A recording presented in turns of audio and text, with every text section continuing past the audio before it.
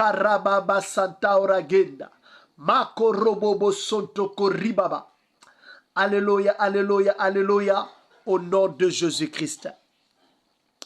Merci Seigneur. Yahweh Papa, sois béni, Yahweh soit élevé. Merci Papa pour ce moment que nous voulons partager ta parole. Yahweh, nous nous recommandons entre tes saintes mains. Seigneur Dieu, parle-nous, enseigne-nous, révèle-nous ta pensée, révèle-nous ta volonté, révèle-nous ce que tu veux que nous puissions comprendre, ce que tu veux que nous puissions apprendre ce soir. Comme il est écrit, ils seront tous enseignés de Dieu. Père, viens, enseigne-nous. Seigneur, viens, enseigne-nous. Au nom de Jésus-Christ. Au nom de Jésus-Christ.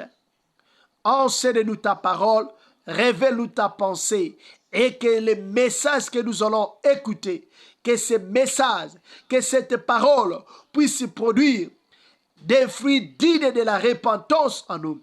Que cette parole puisse, Yahweh, apporter un changement dans nos vies, dans la vie de toute personne qui va l'écouter. Au nom de Jésus-Christ, au nom de Jésus-Christ, nous avons ainsi prié. Amen.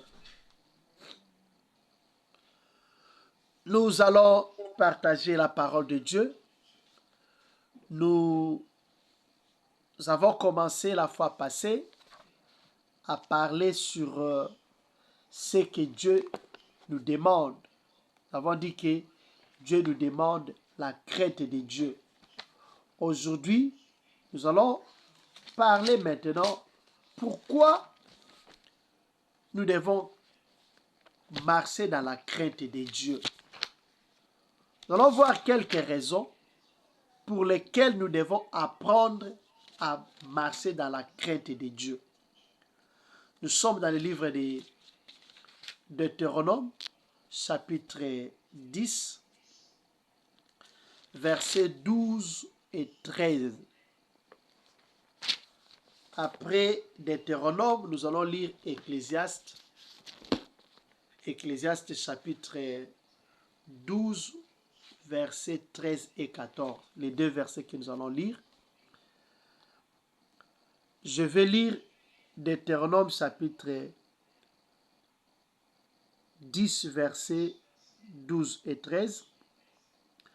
Maintenant, Israël, que demande de toi l'Éternel, ton Dieu? N'est-ce pas que tu craignes l'Éternel, ton Dieu, afin de marcher dans toutes ses voies, que tu aimes et serves l'Éternel, ton Dieu, de tout ton cœur et de toute ton âme, que tu respectes les commandements de l'Éternel et ses prescriptions que je te donne aujourd'hui, afin d'être heureux. Ecclésiaste chapitre 12, versets 13 et 14. Dans d'autres versions, je crois, ça pourrait être 15 et 16.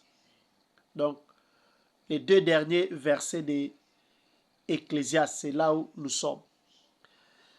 Ecclésiaste chapitre 12, versets 13 à 14, dans ma version, il est écrit: écoutons la conclusion de tous ces discours.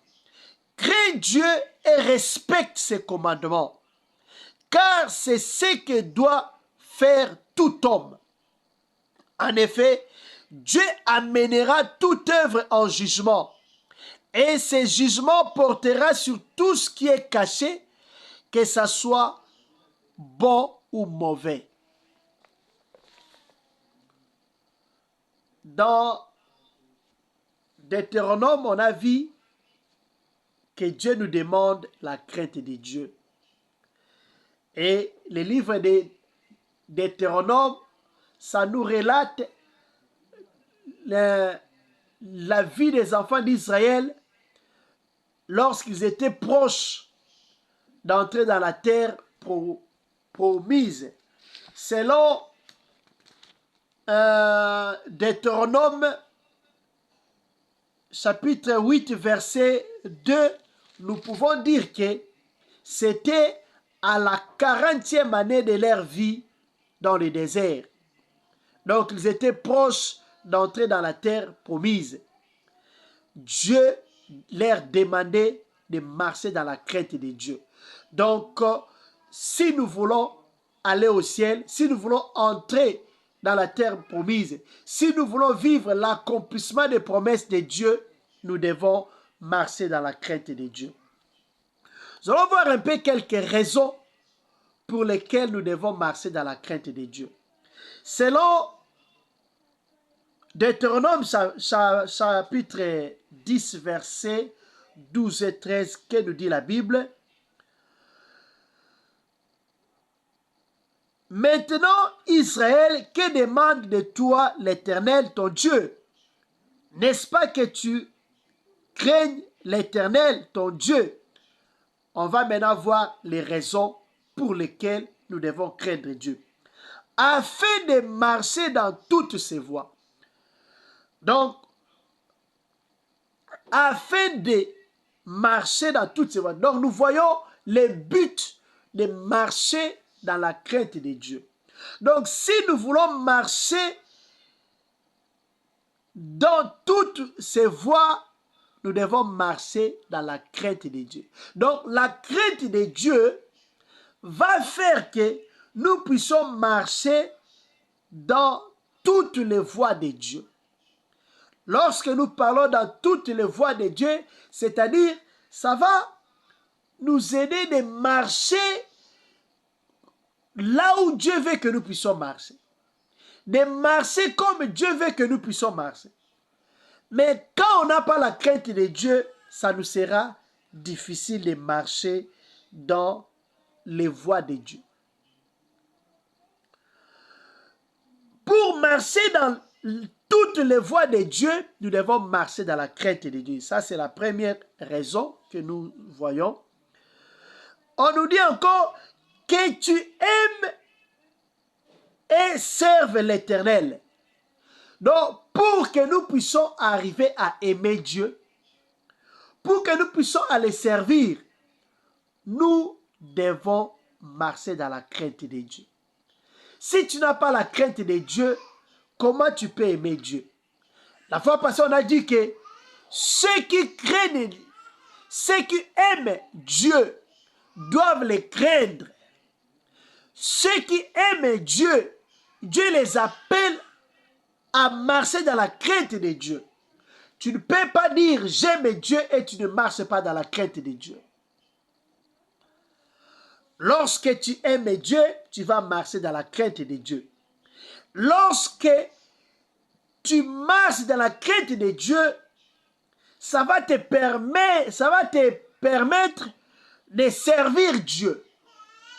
La Bible nous dit de servir Dieu avec crainte et tremblement. Quand tu as la crainte de Dieu, tu vas servir Dieu comme Dieu veut. Parce que tu ne vas pas faire n'importe quoi. Tu vas mettre du sérieux dans ce que tu fais. Si tu sers Dieu et tu n'es pas sérieux, ça montre que tu ne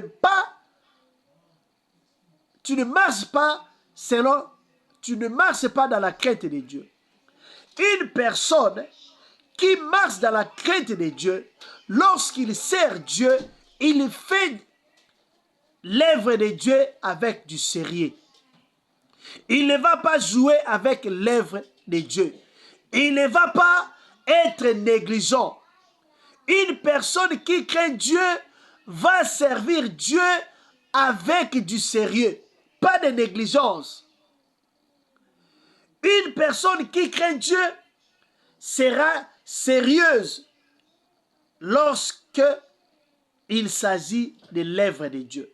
Mais aujourd'hui, nous voyons des gens servir Dieu, mais qui ne sont pas sérieux. Ils ne sont pas sérieux avec l'œuvre de Dieu. Ils ne sont pas sérieux.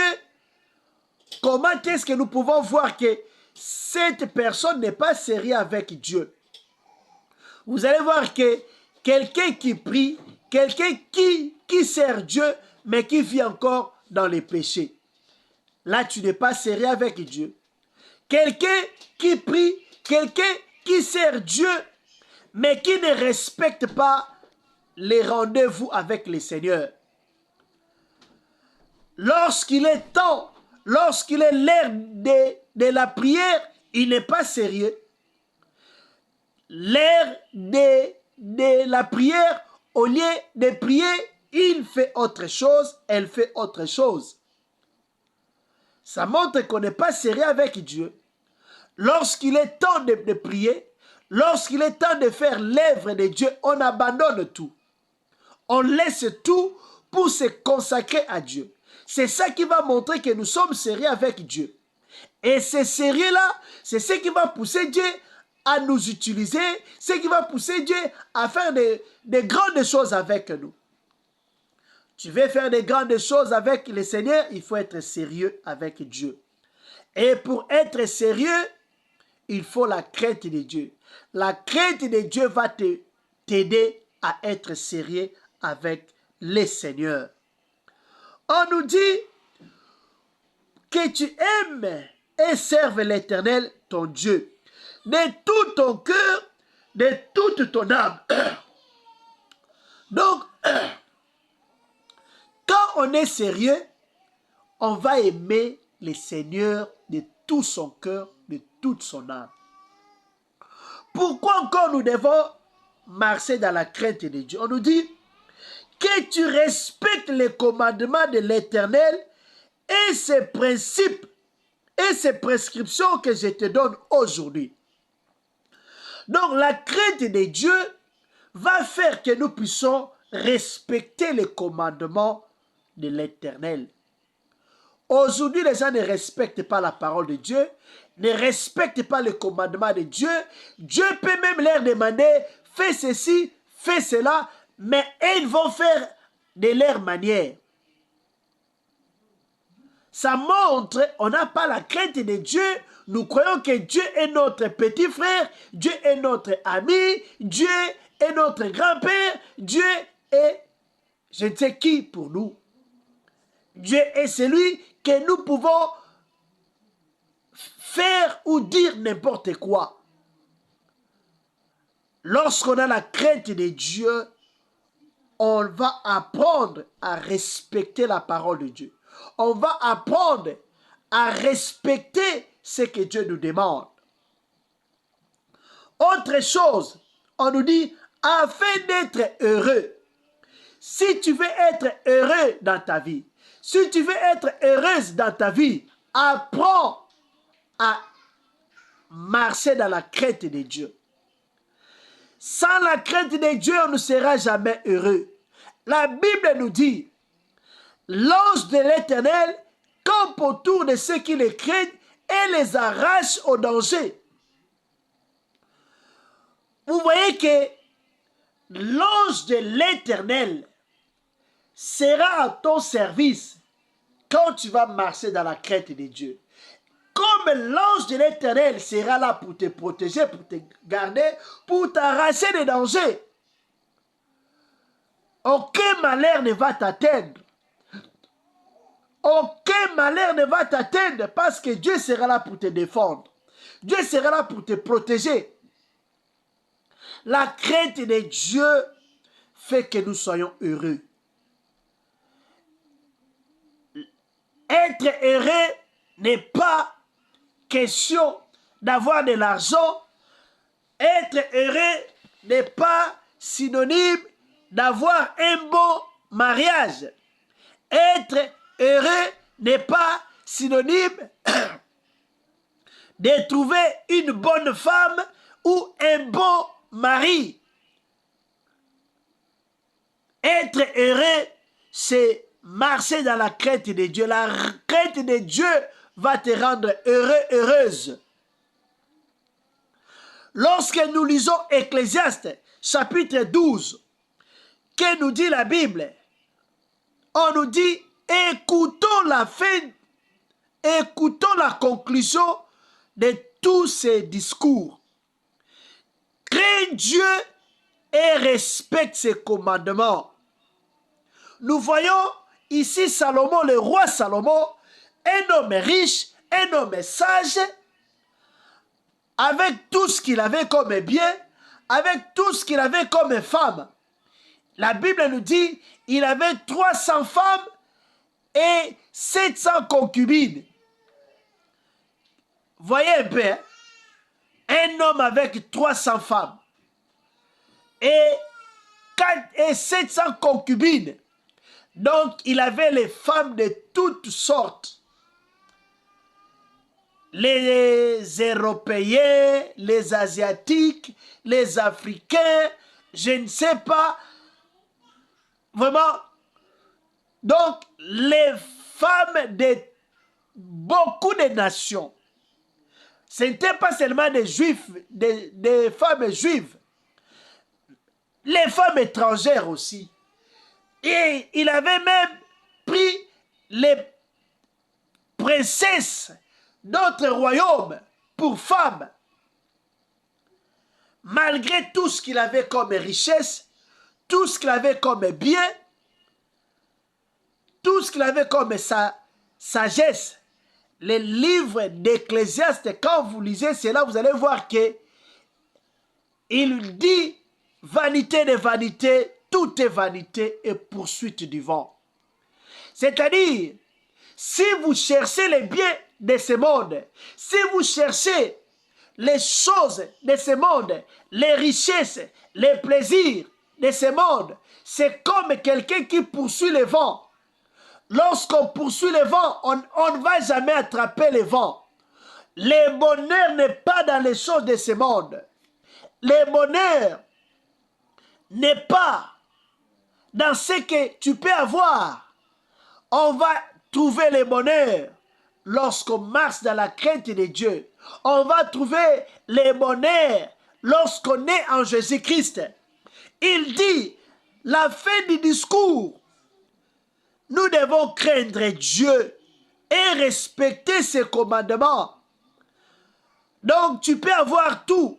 Quand tu n'as pas la crainte de Dieu, c'est inutile. Pourquoi nous devons craindre Dieu? On nous dit, car c'est ce que doit tout homme. Donc, quand on dit, c'est ce que doit tout homme, c'est-à-dire les devoirs de tout homme.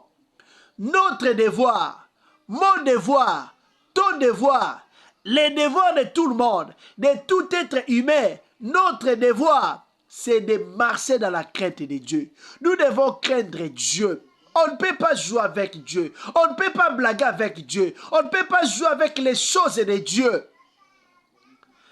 Demande au roi Nebuchadnezzar. Il a voulu jouer avec Dieu et il a appris à ne jamais jouer avec Dieu. Demande à Belshazzar qui a voulu aussi jouer avec les choses de Dieu. Il a vu ce qu'il avait vu. Apprenons à marcher dans la crainte de Dieu. La crainte de Dieu, c'est notre devoir. La crainte de Dieu, c'est ce que Dieu attend de nous. Pourquoi nous devons marcher dans la crainte de Dieu? Au verset 14, Ecclésiaste chapitre 12, verset 14, on nous dit, en effet, Dieu amènera toute œuvre en jugement, et ce jugement portera sur tout ce qui est caché, que ce soit bon ou mauvais. Dieu va nous juger. Il faut marcher dans la crainte de Dieu. Ma soeur, mon frère, craignons Dieu. Dieu voit tout. Dieu connaît tout. Dieu va nous juger. On nous dit, Dieu amènera toute œuvre en jugement. Les œuvres que Dieu va amener en jugement, on nous dit quoi? Et ce jugement portera sur tout ce qui est caché, que ce soit bon ou mauvais. Les choses cachées, Dieu va amener ça en jugement. Ce que nous devons savoir, les jugements de Dieu commencent d'abord sur la terre. Et il y aura maintenant les jugements derniers, les derniers jours, à la fin du monde, avant que les pécheurs puissent aller en enfer et les justes aller au ciel, entrer dans la nouvelle Jérusalem, être avec les rois des rois. Le jugement sera là. Les jugements nous attendent. Et ces jugements-là vont porter sur tout ce qu'on a fait. Les choses cachées. Que ça soit bien, que ça soit en mal. C'est pour cela, l'hypocrisie ne sert à rien. Être hypocrite, faire des choses en cachette, ça ne sert à rien parce que Dieu voit tout et Dieu va amener toutes choses en jugement. Ça ne sert à rien de mentir. Ça ne sert à rien de vivre dans les mensonges, dans l'hypocrisie. Ça ne sert à rien de cacher les péchés. Parce que Dieu voit tout et Dieu va nous juger en fonction de toutes ces choses-là. Soyons vrais. Soyons sincères devant Dieu. Marchons dans la vérité. Marchons dans la crainte de Dieu. Quand tu fais toutes choses, ne crains pas les hommes, mais crains Dieu qui voit tout. Crains Dieu qui va te juger. Crains Dieu qui y est partout. Craignons Dieu. Quand on craint Dieu, on n'aura pas crainte des hommes. La Bible nous dit, la crainte des hommes tend un piège.